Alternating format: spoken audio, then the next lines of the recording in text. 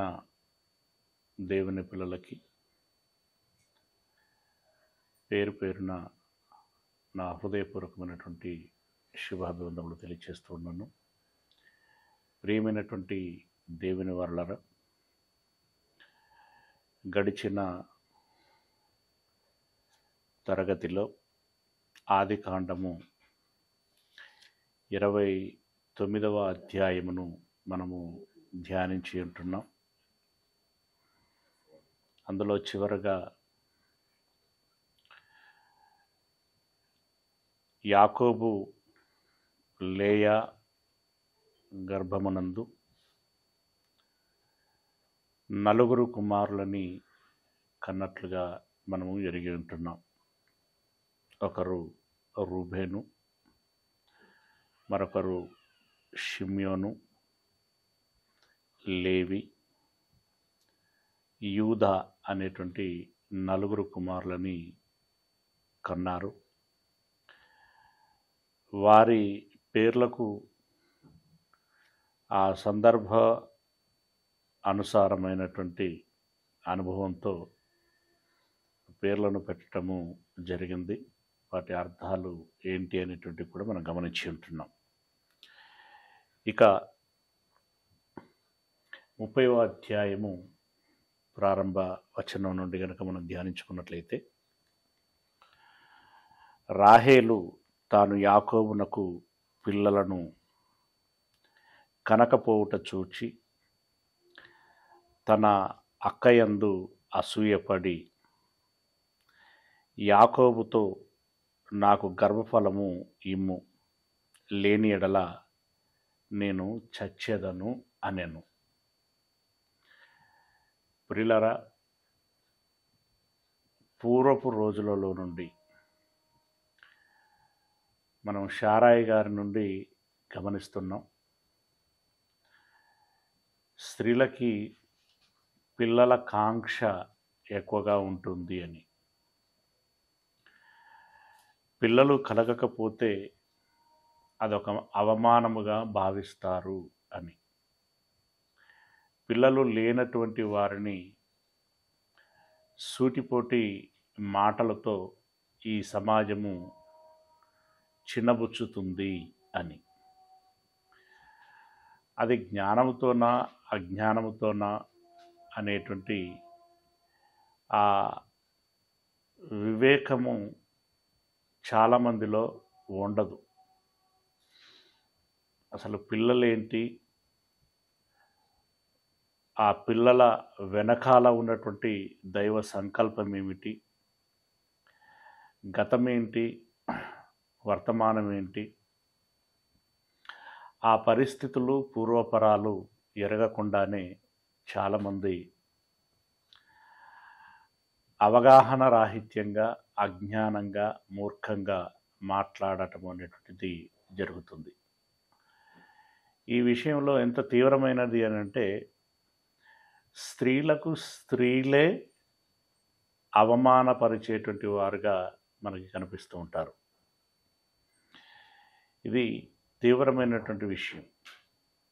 కొంతమంది స్త్రీలు దేవుని చిత్తము అని సంతృప్తి పడుచూ ఉన్న వీరి మాటలను బట్టి మళ్ళీ వారు ఆవేదనకి గురవుతూ ఉంటారు. ఎలాగనైనా నాకు సంతానము కలగాలని కోరుకుంటూ ఉంటారు. అలాంటి స్వభావమే ఆనాడు శారా, అలాగే ఇదిగో రాహేలు లాంటి వారు భావించారు. సాధారణంగా సంతానము ఉంటే ఎందుకైనా మంచిది అని భావించేటువంటి వారు కొందరు, లోకాన్ని బట్టి కావాలనుకునేటువంటి వారు కొందరు. సరే, ఏదేమైనప్పటికీ రాహేలు తనకు సంతానం లేకపోవటం మూలంగా తనకి ఎవరి మీద అసూయ కలిగిందట? అక్కయందు అసూయ కలిగింది. ఇది ఎంత తీవ్రమైనటువంటి విషయం అండి. సొంత అక్క, సరే తనకు కలిగారు, ఈవిడకి కలగలేదు. నాకు కలగలేదు అని అన్నప్పుడు, అయ్యో నాకు కలగలేదు అనేటువంటి ఆలోచన మేరకి ఉంటే సబబు. కానీ నా అక్కకు కలిగారే, నా అక్కకు కలిగి నాకు కలగలేదు, నాకు నాకు లేరు సంతానము, నా అక్కకు ఉన్నారు అని, అంటే ఈమెకు లేనటువంటి బాధ కంటే అక్కకు ఉన్నారు అనేటువంటి బాధ ఎక్కువైంది. ఇది మానవ నైజం, వారి స్వభావం. ఇలా అక్క పట్ల చెల్లి అసూయపడింది. ఇది రాహేలుకి ఆరోగ్యకరమైనటువంటిది కాదు, ఇది అనారోగ్యకరమైనటువంటి విషయం. అసూయ అనేటువంటిది స్త్రీకైనా పురుషుడికైనా అది ఒక మానసిక రుగ్మత. అసూయ, ఫోన్ మార్చండి ముందు.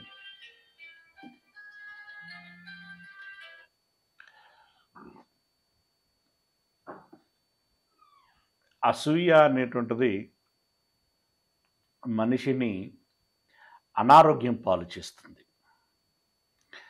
మానసికంగా వారు డిస్టర్బ్ అవ్వటమే కాకుండా ఇది శారీరక ఆరోగ్యం మీద కూడా ప్రభావము చూపిస్తుంది. కాబట్టి అసూయ అనేటువంటిది పురుషులైనా స్త్రీలైనా వారిలో లేకుండా చూసుకోవటము వారికే మంచిది. దేవుడు నా పట్ల ఏ కృప కలిగి ఉంటే నాకు అది అనుగ్రహించబడుతుంది,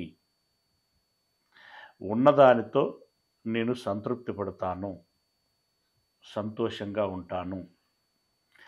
అది ఆరోగ్యమైన, ఆయుష్ అయిన, సంతానమైన, ధనమైన, ఇతరత్ర అర్హతలైన, గృహమైన, ఇలా ఏదైనా సరే మనిషికి సంతృప్తి అనేటువంటిది ప్రధానమైనటువంటిది, ముఖ్యమైనటువంటిది. అన్నీ ఉండి సంతృప్తి లేదనుకోండి, దానివలన ప్రయోజనం లేదు. ఏం ప్రయోజనం? సంతృప్తి లేనటువంటి బ్రతుకు బ్రతికే కాదు. ఏమీ లేని వాడు సంతృప్తిగా అలవర్చుకున్నాడు అనుకోండి, ఆడ అదృష్టవంతుడు. నిజమైన సంపన్నుడు అతడే, ధనవంతుడు అతడే. కనుక ఏ పరిస్థితులలోనైనా, ఎలాంటి స్థితిలోనైనా సంతృప్తిగా ఉండగలిగేటువంటి విధంగా తన యొక్క మనస్సును మలుచుకోగలిగితే నిజమైనటువంటి జ్ఞాని అతడు, తెలివైనటువంటి వాడు, నిజంగా వివేకవంతుడు. ఈ రాహేలుకి ఆ వివేకము, విచక్షణ లేదు. సంతానము తనకు కలగలేదు. ఇక్కడ ఏమనుకోవాలి? ఉంటే బాగుండు అని అనుకునేంత వరకు ఓకే, ఇవ్వటానికి దేవుని ప్రార్థిస్తాను అనేటువంటి అభిప్రాయం కలిగి ఉంటే సంతోషం. కానీ అక్కకు ఉన్నారే, నాకు లేని సంతానం అక్కకు ఉన్నారు అనేటువంటి ఈ ఈర్ష్య, ఈ అసూయ, ఇది ఆమెకు మాత్రమే నష్టం కలిగచేసేటువంటిది కాకుండా దానిని తరాలుగా వారసత్వంగా సాటి సమాజానికి అందించేటువంటి ఒక మానసికపరమైనటువంటి సమస్య అవుతున్నది. అంటే ఇక్కడ మీకు పాయింట్ అర్థమైందో లేదు. ఏంటి పాయింట్ అంటే, ఇప్పుడు ఆ సమస్య, ఆ విషయము రాహేలుకే పరిమితం కాదు. ఇప్పుడు రాహేలును గమనించేటువంటి సమాజము, ఓహో సంతానం లేకపోవటం మూలంగా అవమానం అన్నమాట అని వాళ్ళందరూ అనుకోవాలి. వాళ్ళు వాళ్ళ తదనంతరము తరమునకు అలాంటి మానసికమైనటువంటి ఆలోచనను ట్రాన్స్ఫర్ చేస్తారు. అంటే ఇలాంటివి ఈ నెగటివ్ ఇష్యూలు, నెగటివ్ స్వభావాలు ఏవైతే ఉంటాయో తొందరగా అంటుకుంటాయి. మంచి అబ్బదు ఎవరికి, చెడు త్వరగా అబ్బుతుంది. అంటే మనకు సంతానం లేకపోవటం అనేటువంటిది మనకు అవమానకరం అన్నమాట అని ఎవరికి వారుగా అది మనసులో భావన కలిగి బాధపడటం అనేటువంటి జరుగుతుంటుంది. నేను దేవునికి బిడ్డను, నా తల్లిదండ్రులకి ఒక బిడ్డను, కుమార్తెగా నేను నా పాత్రను ఏ మేరకి వారికి సంతోషకరంగా, ఉపయోగకరంగా, నాకు సంతృప్తికరంగా నేను జీవిస్తున్నాను అనేటువంటి దాని మీద పెద్దగా దృష్టి ఉండదు. మళ్ళీ నేను కుమార్తెగా నా పాత్రకు నేను ఏ మేరకు న్యాయం చేయగలుగుతున్నాను అనేటువంటి దృష్టి ఉండదు. అంతేగాని నాకు పిల్లలు ఉన్నారా లేదా అని చూసుకుంటూ ఉంటారు. పోనీ పిల్లలని ఇస్తే ఆ పిల్లలని నిజంగా ఒక తల్లిగా, సరే తండ్రులు అనుకుంటే తండ్రులుగా ఎంత మేరకి వారిని దేవుని సంకల్పానుసారంగా, చిత్తానుసారంగా పెంచగలుగుచున్నాము, సమాజంలో ఒక ప్రయోజకరమైనటువంటి పిల్లలుగా తీర్చిదిద్దగలుగుచున్నాము, వారిని పెంచటంలో మేము చేస్తున్నటువంటి కృషి ఎంత, కష్టం ఎంత, త్యాగం ఎంత, విజయవంతమైనటువంటి పిల్లలనుగా వారిని తీర్చిదిద్దటంలో నేను ఏ మేరకి కృషి చేస్తున్నాను అది చూసుకోరు. కన్నామా, విడిచిపెట్టామా, కొంతమంది తల్లుల ఆలోచన, తల్లిదండ్రుల ఆలోచన అది. కన్నామా, ఇదిగో సమాజంలో చదువులు, ఉద్యోగాలు, స్టేటస్లు ఏవైతున్నాయో ఆ ప్రకారంగా వారిని తయారు చేయగలుగుతున్నామా లేదా. ఇంకొంతమంది దుర్మార్గులైనటువంటి తల్లిదండ్రులు ఉంటారు. మనం ఈ రాజుల గ్రంథంలో కూడా గమనించాం. అతల్య అనేటువంటి ఒక తల్లే తన కుమారుణ్ణి ఎలా పెంచిందట, ఒక చెడ్డ స్వభావం కలిగినటువంటి బిడ్డనుగా పెంచిందట. అంటే చేతులారా పిల్లలను వాళ్ళే చెడగొడతారు. ఉండకూడనటువంటి విధానం, నేర్పించకూడనటువంటి విషయాలు నేర్పించి, పెంచకూడనటువంటి విధానంలో పెంచుతారు. ఇది అంటే కన్న తర్వాత ఒక బాధ్యతాయుతమైనటువంటి పాత్ర పోషించరు. కానీ పిల్లలు లేకపోతే అవమానము అని భావిస్తూ ఉంటారు. ఇది సమాజంలో నెలకొని ఉన్నటువంటి ఒక సమస్య. సరే, ఇప్పుడు రాహేలు అక్కయందు అసూయపడింది. అసూయపడి ఏం చేస్తున్నది అని అంటే తన భర్తతో మాట్లాడుచున్నది. నాకు గర్భఫలమును ఇమ్ము, లేని ఎడల నేను చచ్చేదను అనెను. ఒకవేళ ఈమె అనుమానపడిందేమో, ఏమని, ఆ పదం అక్కడ లేదులే కానీ అక్కకు కలుగుచున్నారు నాకు కలగట్లేదు అని అంటే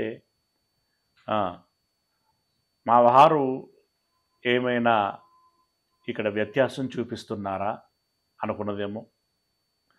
లేకుంటే నాకు కలగట్లేదు కనుక కలుగులాగున నువ్వేం చేస్తావో నాకు అనవసరం, కానీ నాకు సంతానము నీవు అనేటువంటి ఒక దృష్టితో అంటున్నదా. మొత్తానికి నాకు సంతానమును ఇమ్ము అని చెప్పి అంటున్నది. ఇవ్వకపోతున్నట్టు ఏం చేస్తుందట, చస్తాను అని అంటున్నది.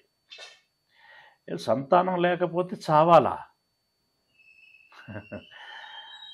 ఏం మాట్లాడుతున్నదండి? సంతానం లేకపోతే చావటం ఏంటి? నీవు నీ తల్లిదండ్రులకు సంతానముగా జన్మించావు కదా. ఆ విషయంలో నీ జన్మకి, నీ జీవితానికి, నీ బ్రతుకికి, నీ పాత్రకి నీవు ఏ మేరకి న్యాయం చేయగలుగుచున్నావు, సార్థకత చేయగలుగుచున్నావు? ముందు తల్లిదండ్రులకు అంతకంటే ముందుగా దేవునికి సంకల్పానుసారమైనటువంటి ఒక బిడ్డవి, ఒక తల్లిదండ్రులకి కూతురువి, ఒక భర్తకి భార్యవి. ఇక్కడ నీకు 3 పాత్రలు ఉన్నాయి. ఈ 3 పాత్రలకి నువ్వు ఏ మేరకి న్యాయం చేయగలుగుచున్నావు అది ముందు చూసుకో. దాంట్లో పాసుగా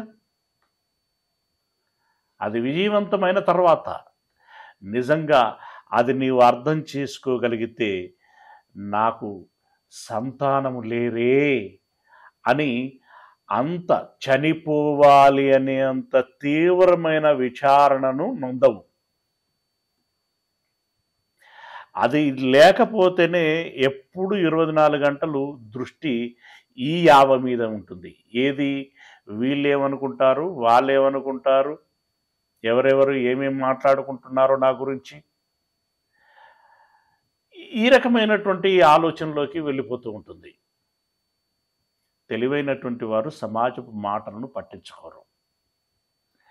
నేనేం చేస్తున్నాను, నా జీవితం ఏంటి, నా బ్రతికేంటి అనేటువంటి దాని మీద దృష్టి కలిగి ఉన్నటువంటి వారు సమాజము ఏం మాట్లాడుకుంటున్నది అనేటువంటి విషయము పట్టించుకోరు. సమాజము అంటే ఇక్కడ సమాజము మాట్లాడుకుంటున్నది అనేటువంటి విధానంలో నాకు సంతానం కావాలి అని అనుకోవటం కూడా ఏ మేరకి ఆరోగ్యకరమైనటువంటి విషయము? అంటే సమాజం కోసం కంటున్నావా, నీ కోసం కంటున్నావా, దేవుని కోసం కంటున్నావా? ఇది కదా ఆలోచించాల్సింది. సమాజం ఏముందండి, మంచి జరిగినా ఏదో మాట్లాడుతుంది, చెడు జరిగినా ఏదో ఒకటి మాట్లాడుకుంటుంది. సమాజము ప్రమాణము కాదు కదా. సమాజమే ప్రమాణము కాదు. ప్రమాణము ఇప్పుడు గర్భఫలము దేవుడు ఇచ్చు బహుమానము. ఇచ్చాడు అంటే బహుమానం ఇచ్చాడు, అక్కడ ఒక బాధ్యత. ఇచ్చిన బహుమానానికి న్యాయం చేయాలి. ఇవ్వలేదు, అది కూడా దేవుని కృపలో ఒక భాగము అని భావించాలి. అందులో ఏం కృప ఉంటుందండి? నువ్వు పిల్లలను కని పెంచి పెద్ద చేసేటువంటి బాధ్యత కంటే మరింత పెద్ద బాధ్యత నీకు అప్పగిస్తున్నాడేమో, మరో బాధ్యత అప్పగిస్తున్నాడేమో. ఇప్పుడు దేవుడు ఇచ్చిన పాత్రకు మనం న్యాయం చేయాలి తప్ప ఇవ్వలేదు అనేటువంటి దాని మీద అంత మానసికంగా బాధపడాల్సినటువంటి అవసరం లేదు. అలాగని సంతానం కావాలని కోరుకోవటం తప్ప అన్నట్టు తప్పేం కాదు. నీకు ఆశ ఉండటం తప్పేం కాదు. కానీ ఆ ఆశ నెరవేరకపోతే నువ్వు అర్థం చేసుకోవాల్సింది ఏంటి? అనంటే దేవుని సంకల్పము నా పట్ల ఇలా లేదేమో, మరోలా ఉందేమో అని అర్థం చేసుకోవాలి. ఆ మరొకటి ఏంటి అనేటువంటి గమనించుకోవాలి. దానికి మనం మానసికంగా సిద్ధపడాలి. దానికి న్యాయం చేసేటువంటి ప్రయత్నం చేయాలి. చస్తానని బెదిరించడం ఏంటండి? నేను చచ్చేదను అని అన్నది అంటే సంతానం లేకపోతే చావాలా?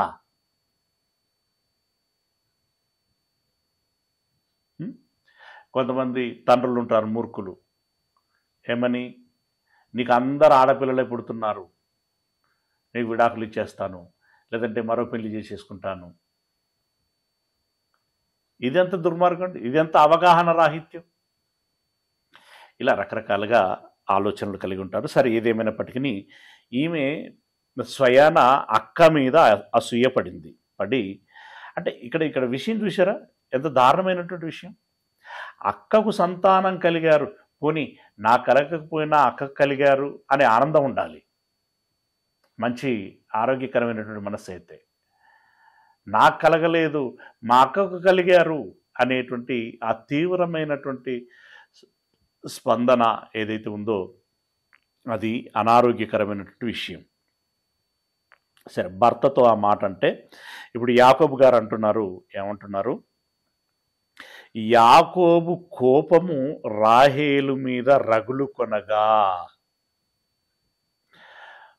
బహుశా అంటే చిన్న చిన్న విషయాలు మనకు అంతగా తెలియవు, అవి ఇక్కడ ప్రస్తావన కూడా చేయలేదు, అంత ప్రస్తావన అర్హం కూడా కాకపోయి ఉండుంటాయి. కానీ ఫ్యాక్ట్ ఏంటంటే యాకోబు గారు రాహేలును మనస్ఫూర్తిగా ప్రేమించాడు అనేటువంటి విషయం వాస్తవం. మనస్ఫూర్తిగా ప్రేమించినటువంటి ఆయన రాహేలుకు కూడా సంతానం ఉండాలని కోరుకుంటాడు, కానీ సంతానం కలగలేదు. ఇందులో యాకోబు చేసే తప్పు లేదా చేసిన తప్పు ఏముండదు కదా. బహుశా మొట్టమొదటగా ఒక కోపము, ఒక ఆగ్రహము అనేటువంటిది ఈ విషయంలో మొదటిసారిగా ఈ విధంగా చూపించి ఉంటాడు. మనకు తెలియచేయబడింది ఇదే కదండి. ఏమంటున్నాడు యాకోబు యొక్క కోపము రాహేలు మీద రగులు కొనగా అతడు అంటున్నాడు, నేను నీకు గర్భఫలమును ఇయ్యకపోయినా దేవునికి ప్రతిగా ఉన్నానా అనెను. నీకు గర్భఫలం ఇవ్వంది ఎవరు? నీకు గర్భఫలము ఇవ్వనిది ఎవరు? దేవుడు. ఇప్పుడు దేవుని తరపున నేను వకల్తా తీసుకొని ఒక ప్రతినిధిగా ఉన్నానా? నా చేతిలో ఏముంది? ఇప్పుడు నీతో ఎలా కాపురం చేస్తున్నానో లేయాతో అలాగే కాపురం చేస్తున్నాను. లేయాకు సంతానం కలిగింది, నీకు కలగలేదు. అందులో నేను చేసిన పొరపాటు ఏంటి? నువ్వు నన్ను అడుగుతాను, నన్ను నిలదీస్తున్నావు. కానీ ఇక్కడ యాకోబు గారి నోట వచ్చినటువంటి మాటల భాగంగా నీకు సంతానము ఇవ్వని దేవుని తరపున నేను ప్రతినిధినా అంటే, ఇప్పుడు సంతానము ఇచ్చేది మనందరికీ తెలిసిందే, దేవుడు ఇవ్వాలి. అయితే ఇక్కడ ఈమెకు ఇవ్వకుండా లేయాకు ఇవ్వటానికి గల కారణం ఇక్కడ చెప్పాడు మనకేంటి. 29-28లో చెప్పాడు. ఏం చెప్పాడు? అక్కడ కాదు, 31వ వచనంలో చెప్పాడు. 31వ వచనంలో, లేయా ద్వేషించబడుట యెహోవా చూచి ఆమె గర్భము తెరిచెను. లేయా ద్వేషించబడింది. అందును బట్టి దేవుడు ఆమె పట్ల జాలి చూపించాడు, దయ కలిగి ఉన్నాడు. ఆమె గర్భము తెరిచెను. రాహేలు గొడ్రాలై ఉండెను. రాహేలు గొడ్రాలు అనేటువంటి సంగతి దేవునికి తెలియదా? తెలుసు. ఇవ్వలేదు. ఎందుకు ఇవ్వలేదు? అందులో ఒక ఉద్దేశం ఉంటుంది దేవుడికి. ఇప్పుడు శారాకు ఇవ్వలేదు. ఎందుకు ఇవ్వలేదు? తర్వాత కొన్ని సంవత్సరాలకి ఇచ్చాడు. ఎందుకు ఇచ్చాడు? మరి దానికి ఒక ప్రాతిపదిక ఉంటుంది. ఇప్పుడు చాలామంది స్త్రీలను చూసాం కదా, మానోహ భార్య విషయంలో చూసాం కదా, లేటు వయస్సులో. అలాగే ఈమె ఎవరు, ఎల్కానా భార్య హన్నా విషయంలో. దేవునికి ప్రతి వారి విషయంలో ఒక ఉద్దేశము ఉంటుంది, దాన్ని కనిపెట్టుకోవాలి మనము.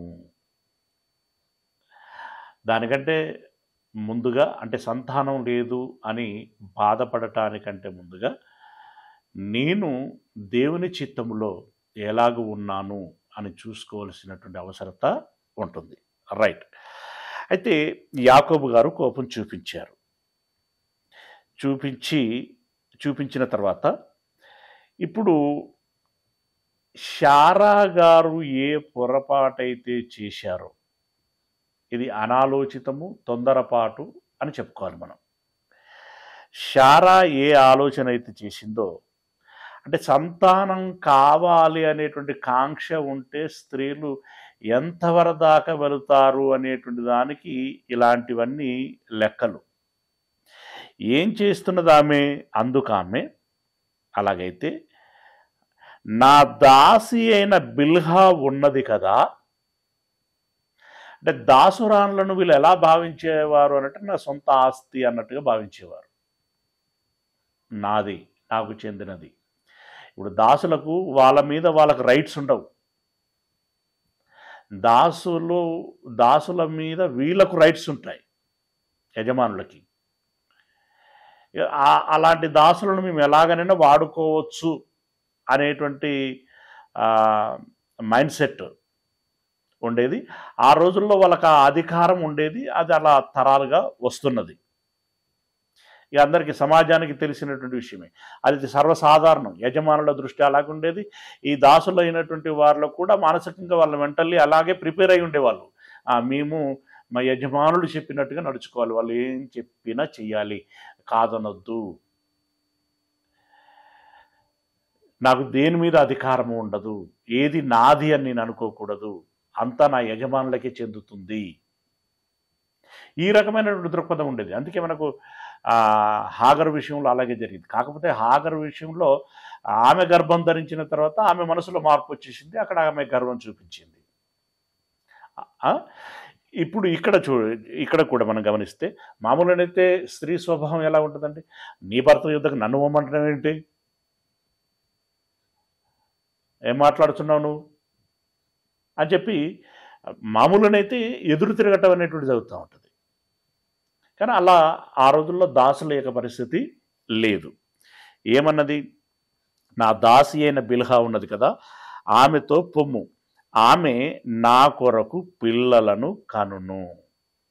ఈమె కోసం ఆమె పిల్లలను కంటుందట. అంటే ఇప్పుడు బిల్హా పిల్లలని కంటే రాహేలు పెంచుకుంటుందన్నమాట.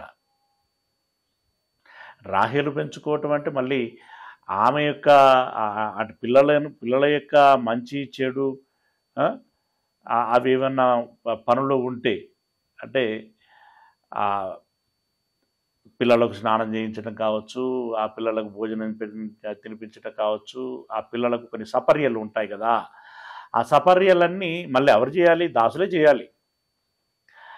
ఆ పిల్లలను చూసుకుంటూ ఆ పిల్లలతో కలిగేటువంటి ఆ ప్రేమ, ఆనందం, సంతోషం, ఆ అనుభూతి ఏదైతే ఉంటుందో అది మాత్రం యజమానులు పొందాలి.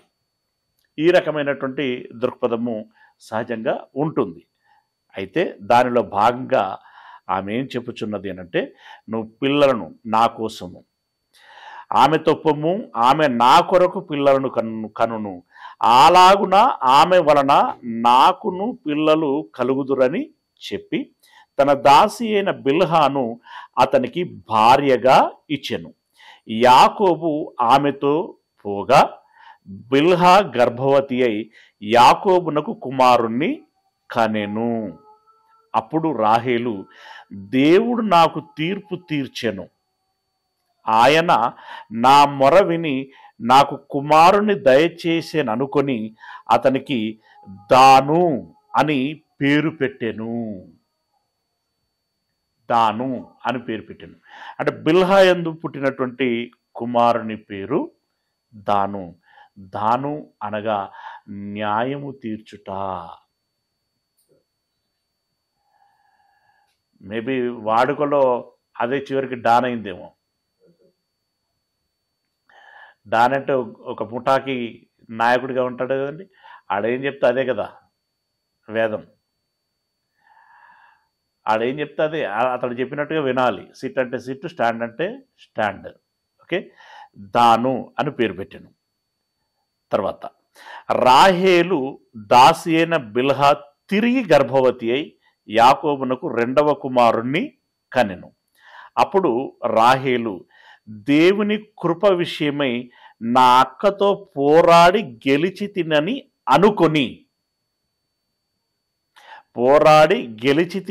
అనుకొని అతనికి నఫ్తాలి అని పేరు పెట్టెను. అంటే నఫ్తాలి అనగా పోరాడి గెలవటము అని అర్థం. పోరాడి గెలవటము అనే అర్థం వచ్చేటువంటి విధంగా నఫ్తాలి అనేటువంటి పేరు పెట్టింది. ఇలా రాహేలు సరే అదో మానసికమైన తృప్తి. తాను తన తన దాసి ద్వారా యాకోబుకు నేను 2 పిల్లలను పొందగలిగాను అని ఆమె సంతృప్తి పడింది. అక్కడికి సంతృప్తి పడి అలా ఉంటుండగా ఇప్పుడు ఇక ఈ అక్కకు స్టార్ట్ అయింది. ఏంటి, అమ్మో నా చెల్లె తన దాసురాలు ద్వారా పిల్లలను కంటున్నది, అంటే పొందుకుంటున్నది. ఇప్పుడు నాకు 4 కుమారులు కలిగారు. ఇప్పుడు దానికి సరే దాసురాల ద్వారానైనా సరే 2 అయ్యారు. మళ్ళీ ఈ 2 రేపు పొద్దున 4 అయితే మళ్ళీ నా భర్త దృష్టి నా మీద నుండి తొలగిపోతుందేమో. ఏంటంటే లేనిపోని ఆలోచనలు, లేనిపోని చింతనలు, వీళ్ళకి లేనిపోని చింతనలు. ఆల్రెడీ 4 ఇచ్చారు కదా. లేయా ఎంత ఆనందంగా ఉండాలి, ఎంత సంతృప్తిగా ఉండాలి. ఆమెకు సంతృప్తి లేదండి. పిల్లలు లేక ఈమెకు సంతృప్తి లేదు. 4 పిల్లలను కన్నటువంటి ఆమెకి సంతృప్తి లేదు. ఇప్పుడు ఆమె ఆలోచన చూడండి. ఇక 9వ వచనంలో లేయా తనకు కానుపు ఉడుగుట చూచి, ఇప్పుడు మనం 29:35లో చదువుకున్నాం. యూదాను కన్న తర్వాత అప్పుడు ఆమెకు కానుపు ఉడిగెను. చివరి మాట అది, కానుపు ఉడిగెను. సరే దేవుడు నాకు 4 ఇచ్చాడు, ఈ 4 చక్కగా పెంచుకుంటాను అనేటువంటి సంతృప్తితో ఆమె ఉండాలి, అక్కడికి సంతృప్తి పడాలి. కానీ ఆమెకు సంతృప్తి లేదు. ఇప్పుడు ఏం ఆలోచిస్తున్నది, తనకు కానుపు ఉడుగుట చూచి తన దాసి అయిన జిల్పాను తీసుకొని యాకోబునకు ఆమెను భార్యనుగా ఇచ్చెను. అంటే ఆ రోజుల్లో ఇది ఒక అజ్ఞానపు కృత్యము అని మనం అర్థం చేసుకోవాలి.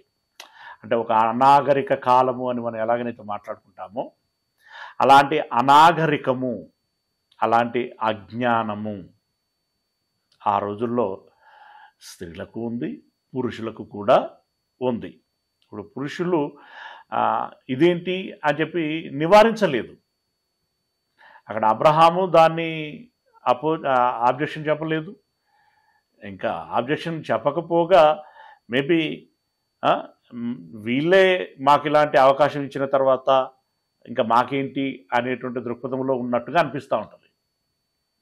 రైట్. ఈ జిల్పాను తీసుకొని యాకోబునకు ఆమెను భార్యనుగా ఇచ్చెను. లేయా దాసి అయిన జిల్పా యాకోబునకు కుమారుణ్ణి కనగా లేయా ఇది అదృష్టమే కదా అనుకొని, ఇది అదృష్టమే అంటే కానుపు ఊడిగిపోయినటువంటి నాకు జిల్పా రూపంలో మరో కుమారుడు కలిగాడు కదా అని చెప్పి అతనికి గాదు అని పేరు పెట్టిందట. అంటే ఇప్పుడు గాదు అనేటువంటి పేరునకు అర్థం ఏంటనమాట, అదృష్టమే కదా అని మనసులో పెట్టుకొని ఆ పేరు పెట్టింది. అవునా? అంటే ఇప్పుడు గాదు అనేటువంటి పేరునకు అదృష్టము అని అర్థం. 12వ వచనం, లేయా దాసి అయిన జిల్పా యాకోబునకు రెండవ కుమారుణ్ణి కనగా లేయా నేను భాగ్యవంతురాలను, స్త్రీలు నన్ను భాగ్యవతి అందురు. ఎవరు అండి, ఎవరో నిన్ను భాగ్యవంతురాలంట అనాలని, ఎవరో నిన్ను గొడ్రాలు అంటున్నారని నీవు నిర్ణయాలు తీసుకోవటం ఏంటి? ఇదంతా తెలివి తక్కువ పని. ఇది చాలా సెన్సిటివ్ ఇష్యూగా ఆ రోజుల్లో నుండే స్త్రీల మనస్సులలో ఉంటూ వస్తున్నది. ఇది ఒక తీవ్రమైనటువంటి మానసిక స్పందన. అలా సమాజంలో ఆరంభమైంది, పెరిగి పెద్దదైంది, సెన్సిటివ్గా మారిపోయింది. Okay, right. మొత్తానికి ఇప్పుడు రెండవ కుమారుని కన్నది ఇది అదృష్టము అని భావించింది. ఆ, ఆ, మొదటి కుమారుని, అంటే మొదటి కుమారుడు మీన్స్ దాసురాలి ద్వారా కన్నటువంటి కుమారునికి అదృష్టము అనేటువంటి అర్థం వచ్చేటట్టుగా గాదు అని పేరు పెట్టింది. తర్వాత మరొక కుమారుడు అదే దాసి నుండి పొందుకొని నేను భాగ్యవతిని అని అనుకొని ఆషేరు అని పేరు పెట్టింది. అంటే ఆషేరు అనగా భాగ్యవంతుడు లేదంటే భాగ్యము అని దాని అర్థం అన్నమాట. ఓకే, భాగ్యము. 14వ వచనం, గోధుమల కోత కాలములో రూబేను వెళ్ళి పొలములో పుత్రదాత వృక్షపు పండ్లు చూచి తన తల్లి అయిన లేయాకు తెచ్చి ఇచ్చెను. అంటే లేయాకు నాకు ఇంకా సంతానము కావాలి అనేటువంటి ఒక బలీయమైనటువంటి కోరిక తీవ్రంగా ఉండటం మూలంగా ఆ ప్రస్తావన భర్తతో చేయటము, లేదంటే ఇరుగు పొరుగుతో చేయటము, ఇంకా వారు వీరు మాట్లాడుకుంటూ ఉంటే గర్భము ఊడిగిపోయినటువంటి వారికి తిరిగి పునర్శక్తి ప్రసాదించబడాలి అని అంటే గర్భం ఊడిగిపోవటం అంటే సంబంధిత హార్మోన్ల యొక్క విడుదల ఆగిపోవటం. ఏ హార్మోన్ల విడుదల ఆగిపోయిందో అవి తిరిగి పునర్ప్రారంభము అవ్వగలిగేటువంటి ఒక శక్తిని ఇచ్చేటువంటిది దానికి సంబంధించినటువంటి ఫలము ఒకటి ఉంటుంది. అంటే ప్రకృతిలో దేవుడు రకరకాలైనటువంటి వైద్య గుణాలను ఇచ్చాడు కదా, మొక్కలకి, కాయలకి, ఫలాలకి, మూలికలకి గుణములు ఇచ్చాడు.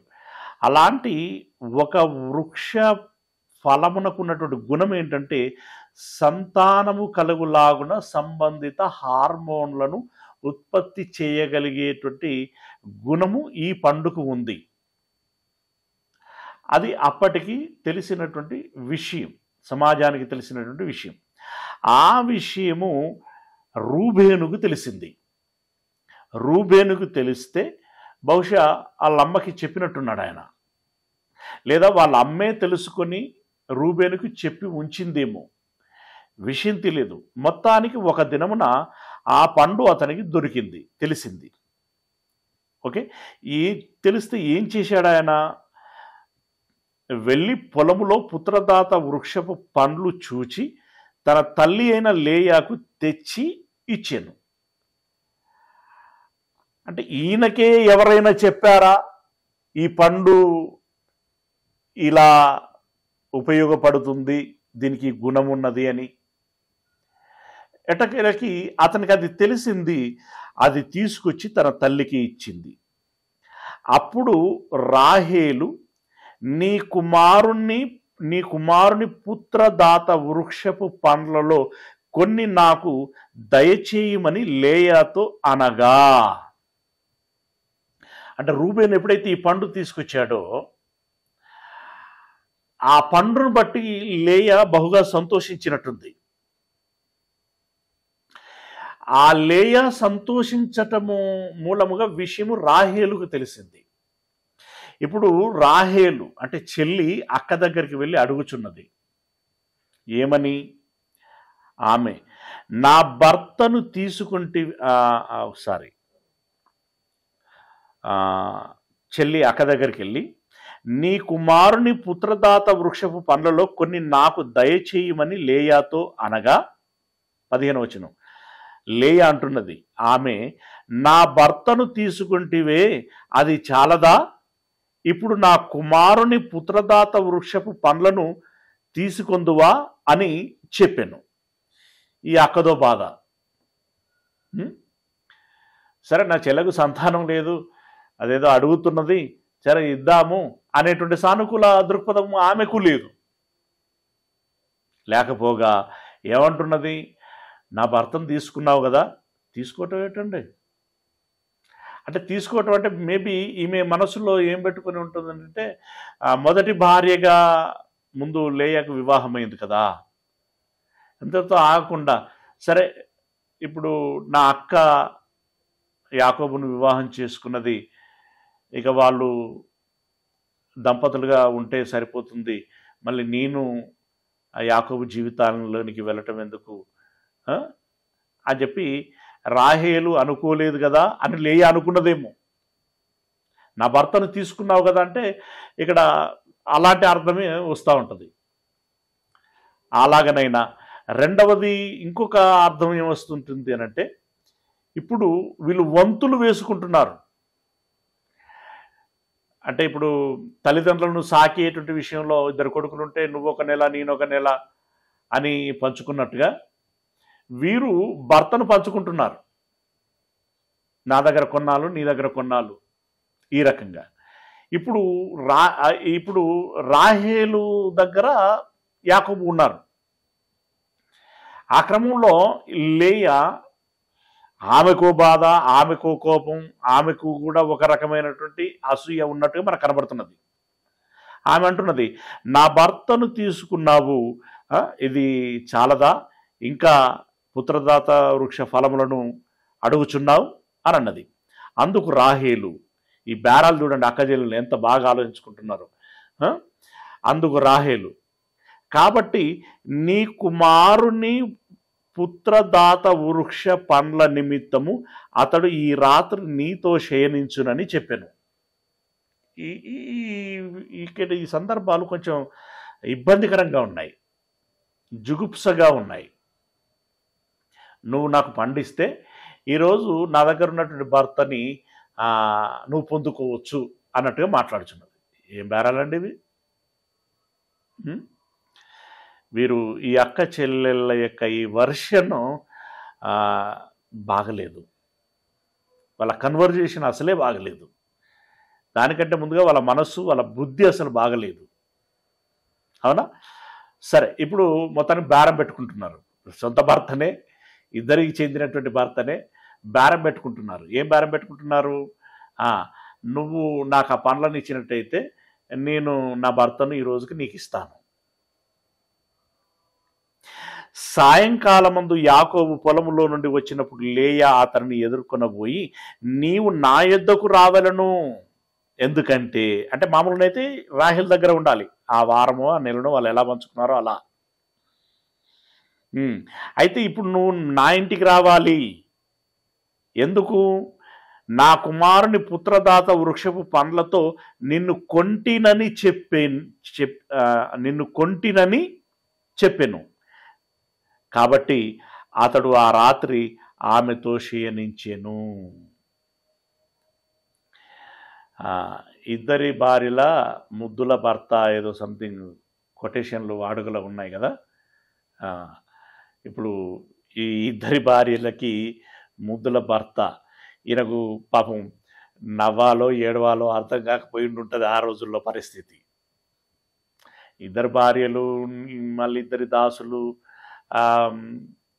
అనుభవించగలిగేటువంటి అవకాశం ఆయనకు దొరికినందరికీ సంతోషించాలా, లేదంటే ఆయన ఇష్టంతో నిమిత్తం లేకుండా వాళ్ళ ఇష్టాలతో. అన్న మ్యూట్లో పెట్టుకోండి అన్న, ఆనందన్న.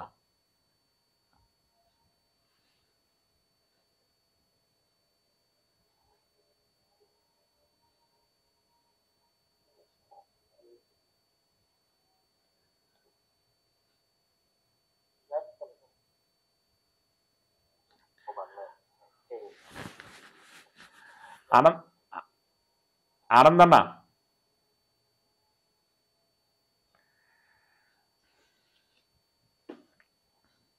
Okay, right.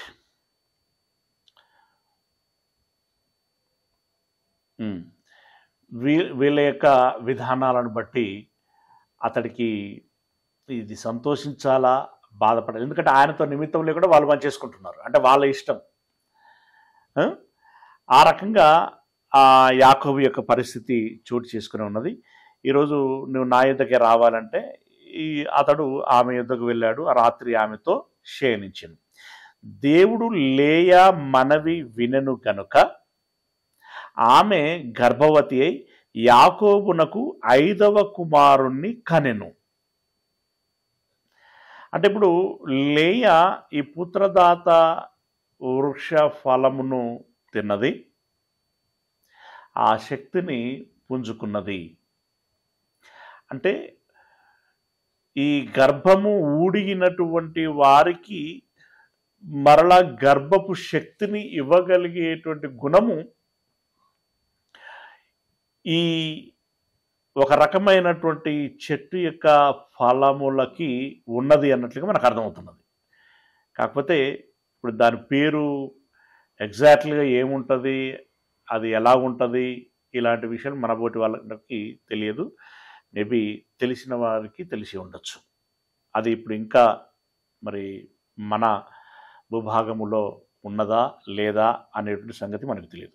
అయితే ఇక్కడ ఒక పదం వాడబడింది, దేవుడు లేయా యొక్క మనవి విన్నాడు గనుక అనంటే, ఇప్పుడు పండు తిన్నా కూడా దేవుడు కృప చూపించకపోతే సంతానం కలగదు. అంటే పండులోనే అంతా ఉన్నదని ఎప్పుడు భావించకూడదు. ఇప్పుడు మెడిసిన్ కూడా దేవుని కృపను బట్టే మనకు అనుగ్రహించబడింది. మన ఆకలిని తీర్చడానికి ఆహారమును దేవుడే కలగజేశాడు, దాహాన్ని తీర్చడానికి నీరును దేవుడే కలగజేశాడు అనేటువంటి కోణములో ఈ పుత్రదాత సంబంధమైనటువంటి ఆరోగ్యాన్ని కలిగించటానికి ప్రకృతిలో దేవుడు ఒక ఫలమును పెట్టాడు అనేటువంటి విషయాన్ని గమనించాలి. సరే, మొత్తానికి అలా శక్తిని పొందుకొని ఆమె ఒక కుమారుణ్ణి కన్నది. ఎవరిని అనంటే 18వ వచనం, లేయా నేను నా పెనిమిటికి నా దాసిని ఇచ్చినందున దేవుడు నాకు ప్రతిఫలము దయచేసేని అనుకొని అతనికి ఇశ్శాకారు అను పేరు పెట్టెను.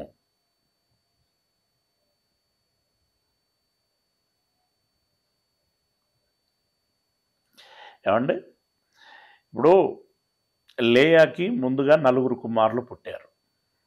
ఆమెకున్నారు, నాకు లేరు అని చెప్పి తొందరపడి ఈ రాహేలు తన దాసిని యాకోబు వద్దకు పంపిస్తే ఆ దాసి గర్భము నుండి 2 కుమారులు పుట్టారు. వారొకరు దాను, మరొకరు నఫ్తాలి. నువ్వు దాసురాలితో పిల్లల్ని కంటే నేను కనలేనా అని చెప్పి అక్క తన దాసురాలిని పంపించింది. ఆ దాసురాలి యందు 2 కుమారులు పుట్టారు. వారు ఎవరయ్యానంటే గాదు మరియు ఆషేరు. ఓకే, 4. ఇప్పుడు మళ్ళీ లేయా కుమారుని కన్నది. ఆ కుమారుని విషయం చెప్తున్నాడు, మళ్ళీ చదువుదాం 18వ వచనంలో, నేను నా పెనిమిటికి నా దాసిని ఇచ్చినందున దేవుడు నాకు ప్రతిఫలము దయచేసేననుకొని అతనికి ఇశ్శాకారు అని పేరు పెట్టెను. ఇశ్శాకారు అనగా ప్రతిఫలము, రైట్? అలా అర్థం వచ్చేటట్టుగా ఇశ్శాకారు అని పేరు పెట్టింది. 19వ వచనం, లేయా మరలా గర్భవతి అయి యాకోబునకు 6వ కుమారుని కనెను. 6వ కుమారుడు అంటే తన గర్భము నుండి కనినటువంటి బిడ్డ అనమాట. ఓకే, 6వ కుమారుని కనెను.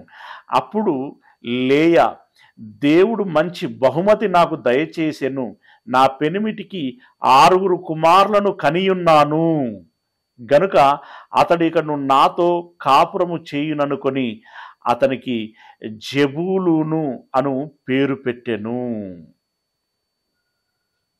జెబూలూను అనేటువంటి పేరు పెట్టెను. అంటే ఇప్పుడు జెబూలూను అనగా మంచి బహుమానము అనేటువంటి ఒక అర్థం వచ్చేటువంటి విధంగా జెబూలూను అనేటువంటి పేరు పెట్టింది. ఆ తర్వాత ఆమె కుమార్తెను కూడా కన్నది. ఆ కుమార్తెను కని ఆమెకు దీనా అనేటువంటి పేరు పెట్టింది. దీనా అనేటువంటి మాటకి ఇక్కడ అర్థం మనకి ఎక్కడ కనిపించట్లేదు. కానీ ఆ దీనా అనేటువంటి మాటకు సహజంగా అంటే ఆ భాషను బట్టి ఇప్పుడు వాడుకలో ఉన్నటువంటి దానిని బట్టి ఆ దీనా అనేటువంటి మాటకు కూడా ఒక అర్థం ఉంది. ఏంటి అర్థం అంటే న్యాయపు తీర్పు, న్యాయపు తీర్పు అనేటువంటి అర్థం ఉంది. ఇది బైబిల్లో వ్రాయబడలేదండి, ఆ భాషాంతరంను బట్టి ఆ పదానికి ఉన్నటువంటి అర్థం అది. ఓకే, దీనానికన్నది అంటే ఇప్పుడు స్వయంగా తన గర్భము నుండి ఎంతమందికి జన్మనిచ్చింది అంటే 7గురికి జన్మనిచ్చింది. 6 కుమారులు, 1 కుమార్తె. ఓకే, దీనా అని పేరు పెట్టెను.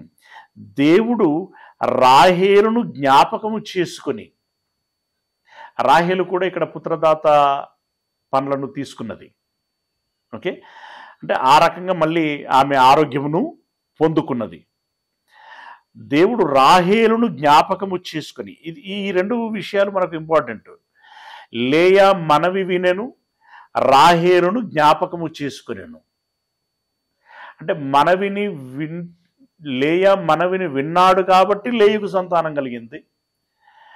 దేవుడు రాహేలును జ్ఞాపకం చేసుకున్నాడు కాబట్టి ఇప్పుడు రాహేలు విషయంలో ఏం జరుగుతున్నది అంటే, దేవుడు రాహేలును జ్ఞాపకము చేసుకొని ఆమె మనవి విని ఆమె గర్భము తెరిచెను. అప్పుడు ఆమె గర్భవతి అయి కుమారుణ్ణి కని దేవుడు నా నింద తొలగించెను అని అనుకొనెను. మరియు ఆమె యెహోవా మరియొక కుమారుని నాకు దయచేయును గాక అనుకొని అతనికి యోసేపు అను పేరు పెట్టెను. అంటే ఇప్పుడు ఎట్టకేలకి రాహేలు యొక్క కోరిక తీరింది. తన గర్భము గుండా ఒక కుమారుని కన్నది. ఆ కుమారునికి యోసేపు అనేటువంటి పేరు పెట్టిందట. యోసేపు అనగా మరి ఒకటి అనుగ్రహించునుగాక అని దాని అర్థం. యోసేపు అనగా మరి ఒకటి అనుగ్రహించబడునుగాక అని ఆ విషయాన్ని దృష్టిలో పెట్టుకొని ఆ పేరు పెట్టింది. ఓకే, రాహేలు యోసేపును కనిన తర్వాత యాకోబు లాబానుతో నన్ను పంపివేయుము, నా చోటికిని నా దేశమునకు వెళ్ళెదను, నా భార్యలను నా పిల్లలను నాకప్పగించుము, అప్పుడు నేను వెళ్ళెదను. వారి కోసము ఏమంటే జాగ్రత్త, మళ్ళీ చదువుదాము 25వ వచనం నుండి. ఇప్పుడు ఇక్కడ 24వ వచనం వరకు మనము ఒకసారి సమ్మరింగ్ చేసుకుంటే ఏంటి,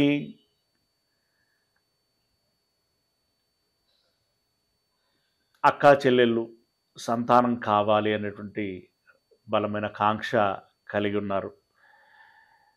సరే, వారు కొంచెం ప్రవర్తించకూడనటువంటి విధానంలో ప్రవర్తించారు అక్క చెల్లెళ్ళుగా.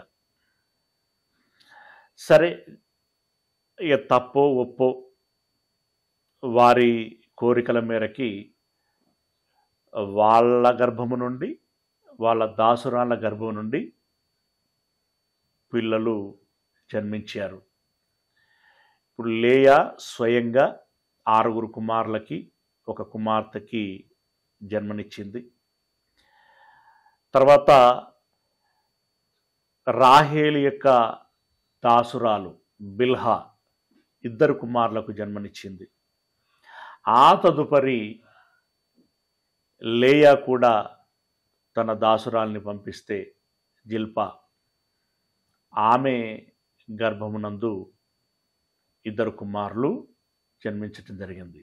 అంటే ఇప్పటికీ 6 ప్లస్ 2 ప్లస్ 2 10 మంది కుమారులు అయ్యారు. ఆ తదుపరి రాహేలుకు 1 కుమారుడు జన్మించాడు, యోసేపు. అంటే 11 మంది కుమారులు అయ్యారు, 1 కుమార్తె అయింది. ఇది ఈ యాకోబు తన భార్యలు తన సంతానం విషయంలో కలిగినటువంటి చోటు చేసుకున్నటువంటి ఈ సందర్భాలు. ఓకే, ఇక ఇది జరిగిన తర్వాత 25వ వచనంలో రాహేలు యోసేపును కనిన తర్వాత యాకోబు లాబానుతో నన్ను పంపివేయుము, నా చోటికి నా దేశమునకు వెళ్ళేదను అని చెప్పి మామతో అన్నాడు. అన్నప్పుడు అంటే ఒక స్థాయికి, అంటే స్థాయి మీన్స్ అక్కడ ఓకే, నాకు ఇంతమంది పిల్లలు, నాకు ఒక కుటుంబము ఏర్పడింది, ఇన్ని రోజులు గడిచాయి, నా తండ్రి నాకు ఒక మాట చెప్పి పంపించాడు, ఈ దేశము నీకు చెందుతుంది, నీ సంతానానికి చెందుతుంది అని చెప్పి ఆశీర్వదించాడు. ఇప్పుడు ఆ ఆశీర్వాద ఫలము పొందుకొనలాగున నేను నా సొంత దేశానికి వెళుతాను, నేను అక్కడ ఆ భూభాగంలో వాసం చేస్తాను అనేటువంటి ఆలోచన అతనికి కలిగింది. అది మాత్రమే కాదు, కొంచెం ఈ ఈ మామకి తనకి చిన్న కాన్ఫ్లిక్ట్ కూడా వస్తూ ఉన్నదన్నమాట. కొంచెం అనీజీ వాతావరణము ఏర్పడుచున్నది. దాంట్లో భాగంగా ఇతని మనస్సు అతని తండ్రి ఇంటి వైపు మళ్ళింది. దానిలో భాగంగా లాభానికి చెప్తున్నాడు, నేను నా భార్యలతో పాటు నా కుటుంబంతో పాటు నేను వెళుతాను అని చెప్పి అంటే 26వ వచనం, నా భార్యలను నా పిల్లలను నాకు అప్పగింపుము, అప్పుడు నేను వెళ్ళెదను, వారి కోసము నీకు కొలువు చేసి తిని, నేను నీకు కొలువు చేసిన విధమును నీ వెరుగుదువు కదా అని చెప్పాను. అంటే ఎప్పుడైతే ఇలా ఆశీర్వదించబడ్డాడో, ఆశీర్వదించబడినటువంటి ఆయన కొంతకాలము గడిచిన తర్వాత నేను నా సొంత దేశానికి, నా తండ్రి ఇంటికి వెళ్ళిపోతాను అని చెప్పి ఒక ప్రపోజల్ లాభాను ముందు పెట్టాడు. నా భార్యలని, నా పిల్లల్ని, నాకున్నటువంటి సమస్తాన్ని నాకు అప్పగించినట్లయితే నేను వెళుతాను అని చెప్పి చెప్పడం జరిగింది. అంటే అప్పగించటము అనేటువంటి పదము మనం ఇక్కడ ఆలోచన చేస్తే, అర్థం చేస్తే, అంటే వారు అంత పెద్దవారైనా, అంత సంసారం చేస్తున్నా, అంత కుటుంబము కలిగినటువంటి వారైనప్పటికీ వారు లాభాని యొక్క పర్యవేక్షణలోనే ఉన్నారు అనేటువంటి విషయం మనకు అర్థమవుతుంది. లాభాని యొక్క పర్యవేక్షణలోనే ఒక ఉమ్మడి కుటుంబంగా కొనసాగుచున్నది. కాబట్టి ఈ ఉమ్మడి కుటుంబానికి యజమాని లాభాను కాబట్టి ప్రోటోకాల్ ప్రకారం మర్యాదపూర్వకంగా యాకోబు గారు లాభాను అడగటం జరిగింది. నాకు నా కుటుంబాన్ని అప్పగిస్తే నేను వెళ్ళిపోతాను. మామూలునైతే భర్తల మీద అధికారం, భార్యల మీద అధికారం భర్తకే ఉంటుంది, పిల్లల మీద అధికారం తండ్రికే ఉంటుంది. తాను నిర్ణయం తీసుకోవచ్చు, తన సొంత ఇష్టానుసారంగా వెళ్ళొచ్చు. కానీ అలా ఉండదు కదా. మామూలుగా అప్పటి వరకు వాళ్ళందరూ కలిసి ఉన్నారు, కుటుంబానికి నాయకత్వం వహిస్తున్నాడు లాభాను. ఆ మర్యాద ఇచ్చిపుచ్చుకోవాలి కనుక ఆ మర్యాదలో భాగంగా మామను అడగటం జరిగింది. ఇప్పుడు మరి ఆ మామ దానికి ఒప్పుకున్నాడా, ఒప్పుకోలేదా, మరి ఏం చోటు చేసుకున్నది, మరి యాకోబు ఎలా వెళ్ళాడు, ఏంటి అనేటువంటి విషయాన్ని రేపటి దినమున తెలుసుకునేటువంటి ప్రయత్నం చేద్దాం. ప్రియులారా, ఇక్కడ 11 మంది కుమారుల పేర్లు, అలాగే ఒక కుమార్తె పేరు తెలియచేయడం జరిగింది. వాటికి అర్థాలు కూడా తెలియచేయటం జరిగింది. ఇంకొక కుమారుడు రాహేలుకు జన్మిస్తాడు, మన భవిష్యత్తులో చూడబోతాం. అతని పేరు బెన్యామీను అనే సంగతి మనకి ఇదివరకు పాటల ద్వారా మనకు తెలుసు. కాబట్టి ఆ బెన్యామీను కూడా పుడతాడు 12వ కుమారుడుగా. బెన్యామీను అనేటువంటి మాటకి అర్థం ఏంటంటే కుడి చేతి పుత్రుడు, కుడి చేతి పుత్రుడు. ఇది యాకోబు గారు పెడతారు పేరు. బెనేని అని ఆమె ముందు పెడుతుంది, ఆమెకు కలిగిన కష్టాన్ని బట్టి అర్థం వచ్చే విధంగా పెడుతుంది. కానీ యాకోబు బెన్యామీను అని పేరు పెట్టడం జరుగుతుంది. దానికి అర్థం కుడి చేతి పుత్రుడు. అంటే దాని అర్థం కుడి చేతి పుత్రుడు అంటే నా కుడి హస్తము, నా బలం అని చెప్పడం అన్నమాట. అలా ఆ పేరు పెట్టడం జరిగింది. దీన్ని నేను ఒకసారి రిమైండ్ చేస్తాను, మీరు రాసుకున్నారనుకుంటున్నాను, రివైజ్ చేస్తాను, మీరు ఒకసారి దాన్ని మళ్ళీ కరెక్షన్ చేసుకోండి అని ఉంటే. రూబేను అనేటువంటి మాటకి యెహోవా నా శ్రమ చూచి ఉన్నాడు అని, షిమ్యోను అనేటువంటి మాటకి యెహోవా విన్నాడు అని, లేవి అనేటువంటి మాటకి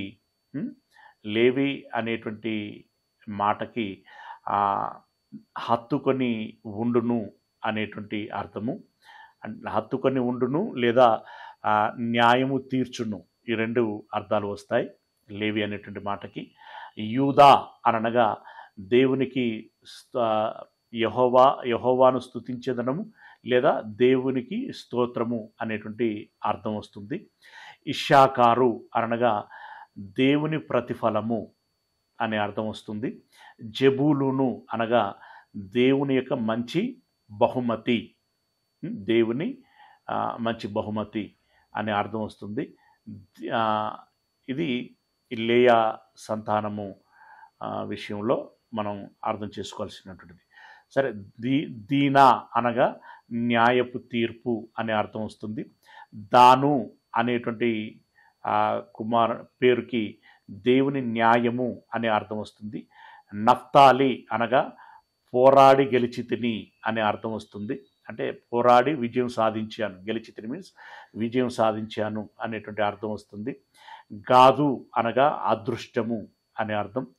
ఆషేరు అనగా భాగ్యము లేదా భాగ్యవంతము అనేటువంటి అర్థం వస్తుంది.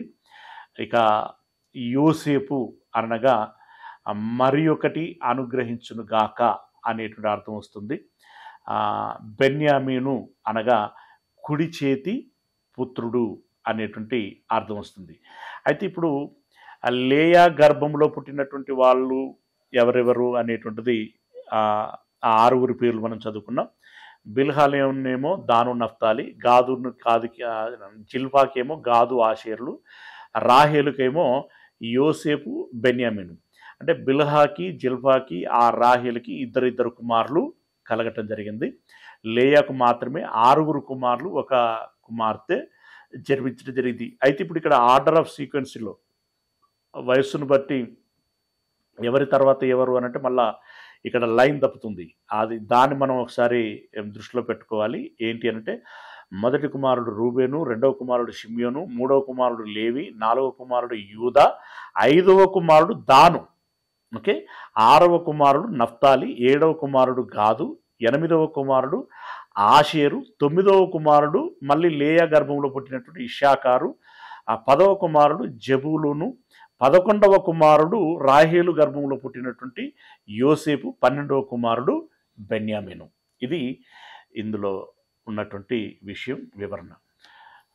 ప్రియులారా, మరి లైవ్లో ఉన్నటువంటి సోదరులకి, తమ్ముడు జనార్దన్ కానీ,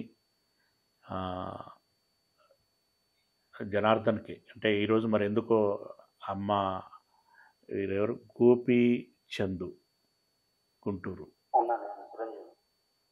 ఓకే రైట్. ఆనందన్న ప్రయాణంలో ఉన్నట్టున్నారు. దీపిక, దయచేసి మీ అందరికీ మనం ఏంటంటే అవకాశము అంటే ఇలాంటి, ఇప్పుడు చిరంజీవి హాస్పిటల్లో ఉన్నాడు అండ్ ఆనందన్న జర్నీలో ఉన్నారు. వారు వీడియో ఆన్ చేయలేదంటే ఇట్స్ ఓకే, అదొక రీజన్ అక్కడ మనకు కనబడుతుంది పరిస్థితి. ఇప్పుడు ఆనందన్న ఆన్ చేస్తే సమస్య మనకు తెలిసిపోయింది కదా. ఓకే.